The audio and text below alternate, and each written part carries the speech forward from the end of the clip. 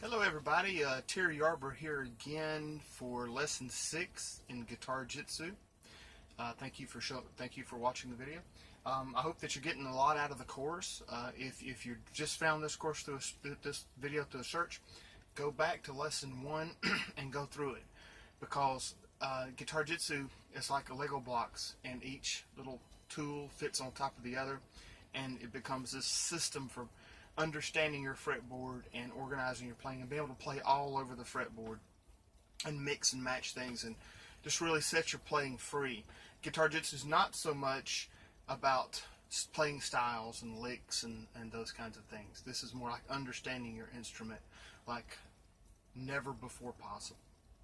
So like I said, the beat index was last class, the expanded beat index, and I'll go ahead and show you that again. The beat index is B-E-A-D-G-C-F, and then we learned the note in front of and behind each note of the bead. And if you notice, it creates, you get to the other bead sequence. Get the light out of it. B-E-A-D-G-C-F, and then go backwards, it connects to B-E-A-D-G-C-F. So they connect one bead index to another bead index. But as we said, you could use it to go like from the note E here, say you're playing an E chord or whatever. If you wanted to go to A, you could come up to D and go down, and you would be on an A note. And if from A, you know it's B or G, and you just practice going back and forth, doing your beat index up from the low 6th string. You practice doing your notes on either side, just so you're aware of when there's a half step and when there's a whole step. That was the last lesson. So in this lesson, we're going to do something a little bit more focused in, and I'm going to use a basic progression in the key of G. It's going to be the chords G major, C major, and D major. Okay, G major, C major, D major. So we're going to create a basic progression fragment, and we create that with our expanded bead scale, bead index. So we find the first G, we see a G here, and then we locate the closest C to it, and there it is. So what we're going to do is we're going to draw a line around those, and then we're going to look for a D. Well, there's a D right down from the C, remember? And so that is our basic, this is our basic progression fragment. Now you could make it other ways, you sure could find it in other ways, but this to me is the simplest way to do it, and you want to keep it simple. Try to keep it simple. So you got to remember, whenever you're on a C, right below the C is a G, and right a half step higher is a D. I mean a whole step higher is a D. So you can make chords or scales from these, and I'm going to show you next exactly what I mean. Okay, I hope that I can make this as clear as possible. I did this from memory, which you can too if you've been following the classes. You know all your notes on your fretboard, right? Sure. So we're looking for G, C, D, which is G, C, and then D, a half step up. Okay, I guess that's a fire truck. This is our progression fragment that we created with our expanded beat index. See it down there, G, C, D? So let's find it here. Here's your G, here's a C, and here's a D. There it is. Now we use our root scale on either one of these notes to follow up. So here's our root scale. There's a D. See, we follow our D root scale. And here's the same fragment right here. And then the D root scale. And here's the same fragment. Now you could do it with the G root scale too. See, G to G. There it is. G to G. And the same works with C. You could use any note from this root scale to find your progression fragments. Let's see, G to G, here it is again. And you could go on up past the 12th fret if you wanted to. And here's C, D. You could do a reverse one, C, D, G, if you wanted to, but we're not going to do that because we're going to keep it simple. So what can you do with this? Well, in the second lesson, I taught you all of your major and minor chords. Remember? If you don't know them, go back to that lesson. You should do them all in sequence and learn them. But you could create a G major chord here off this root, and a C major and a D major shaped chords here. And then you could shift to these and do these different shaped chords here. These different shaped chords, these different shaped chords. You're going to be playing chords all over the neck. This continues up into infinity. Okay, as far as your guitar fretboard goes, you can create this progression. And because you've memorized this progression fragment, then you can always know where your next chord needs to be made from. If you're on the D, then you know that there's your C and there's your G, right? And you can jump up to this D and there's your C and there's your G. It's really easy. It's really easy. And now you're not necessarily going to play a different chord everywhere when you're playing with somebody, but this shows how versatile this system is and how it's got the cage system beat hands down. Because with the cage system, I would have to start in first position and then move down and say, okay, around the 5th fret, I want a D chord. I'd have to move down and say, okay, there it is. And then I'd go up and say, okay, I want a G chord. And then I'd work my way down through the cage system and go, kind of, wait a minute, where's my D chord at again? And then I have to write the D chord down. No. Not with Guitarjitsu. You simply make your D chord from this root, the major or minor. In this case, it'd be major. And one fret up is your C, and then one note down is your G. And you just remember this progression fragment. Now you could have 4 or 5 chords in your progression if you wanted to. It would just be a more complex fragment that you would have to remember. Okay, so it takes practice, but this makes it extremely attainable to be able to make these chords. And you could play all 3 chords here, and then the next time through the progression with your jam, with your group, you could play them all here, and then you could play them all here, and you could play them all here, and you would sound different every time through. And the guys are going to be looking at you going, God, man, I wish I knew my fretboard like that. How do you know all those chords, dude? How do you know? Or you could play, say if the progression goes G, C, and D, you could play your G chord here, and then jump to this one, and then move to your C chord. And then it goes to D, you could jump to this C and then move to that D. So you're playing this G, this C, and that D. You could really combine them any way you wanted to, and not necessarily that you would want to do that in a song. Okay, this is kind of overkill. But where this really comes in handy and really blows people away is when you're learning to solo and you want to know where to play all over the fretboard. Well, these little root notes will be your guide for that. And you could play, the whole thing's in the key of G. So you could play the G minor or G major pentatonic scale or the diatonic scale over all of it, right? How would you know where your G minor scale is or your G major scale? Well, it's where your G is at. And I'm going to teach you the right way to play scales. It's not up and down, it's not in the boxes up and down. That's not how you do it. I'll teach you the right way to do it, where all you need to know is a root note.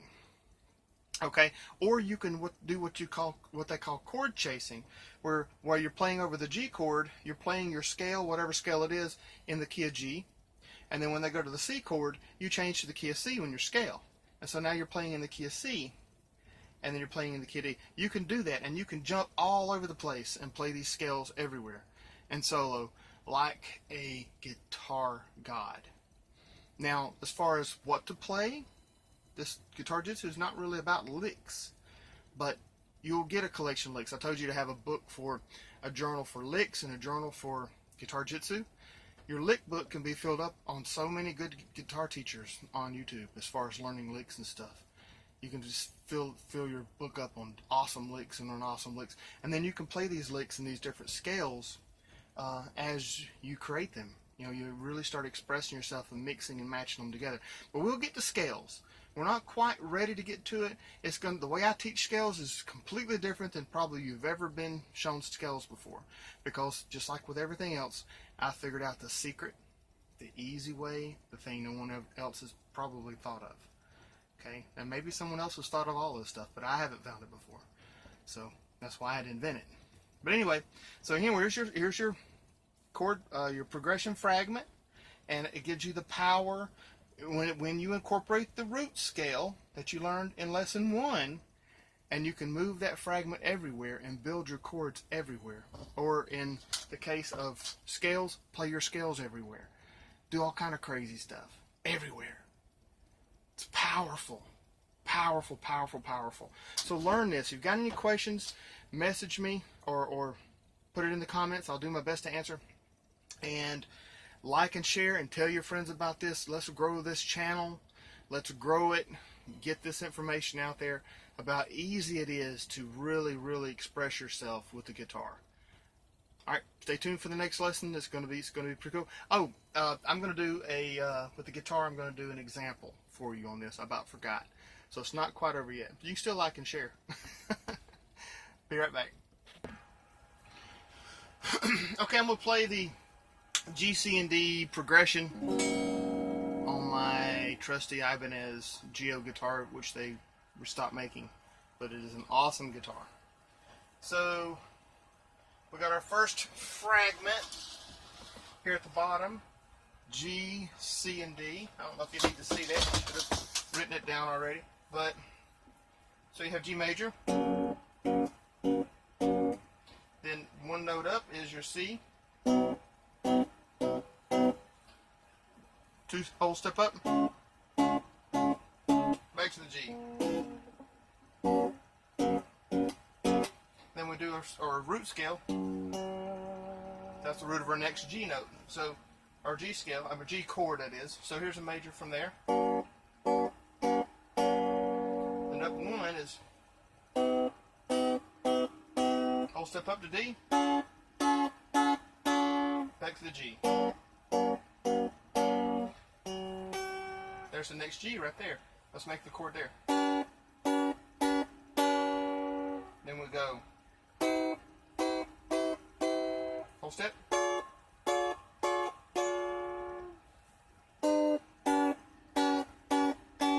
And the G goes down to here. There's our next G. So we'll make our scale from here. I'm in our scale. Our chord, G chord. And the C is going to be next note up.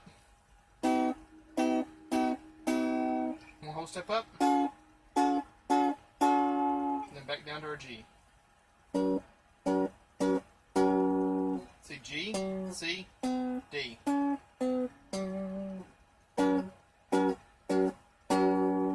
G, C, D, C, G. There's our next G right there in our root scale. So we'll make our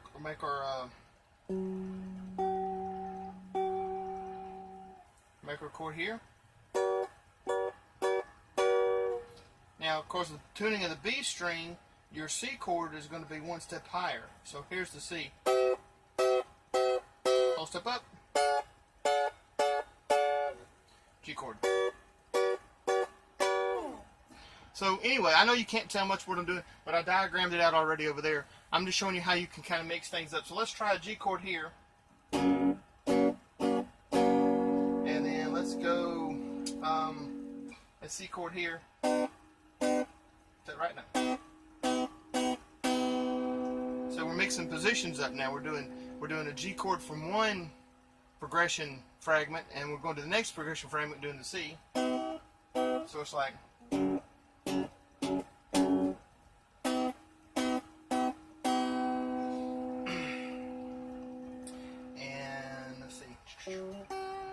And yeah, the next one would go, we're looking for D up there, so that would be,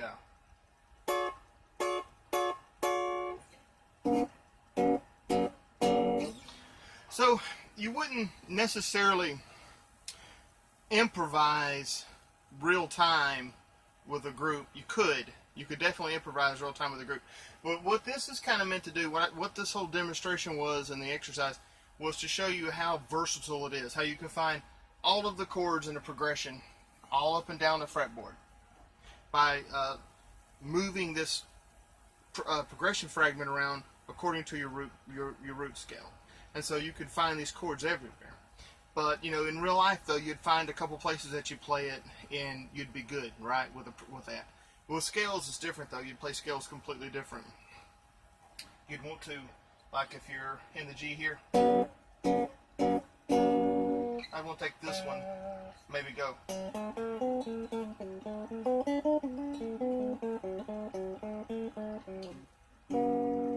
You know, if there's a minor scale.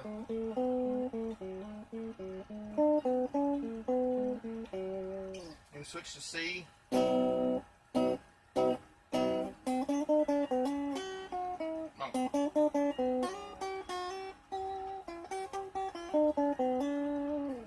Anyway, we'll get to that, all that solo and stuff, later on. I also want to make you aware that I have a sort of a very informal performance channel called Templar 10, Timpler 10, what has me playing covers of different leads and me and my kids playing different things together. It's very informal and we're a lot of just goofing around a lot. But if you want to look at that to see me play something other than talk about notes all day, you can go check it out. Anyway, like and subscribe and stay tuned because we've got a lot to do. We've got a lot to do here. We got scales to cover, arpeggios, chords, soloing with chord tones, and you've got the basis. You know your whole fretboard now. I'm going to have one more lesson on note identification on the fretboard, and then we're going to have a lesson on 13 to the 24th fret, and then I think after that we may go on to scales, into the minor pentatonic, everywhere all over the neck. So like, subscribe, stay tuned. You don't want to miss any of this. This is going to change how you play, and if you've been doing the class, it already has. See you later.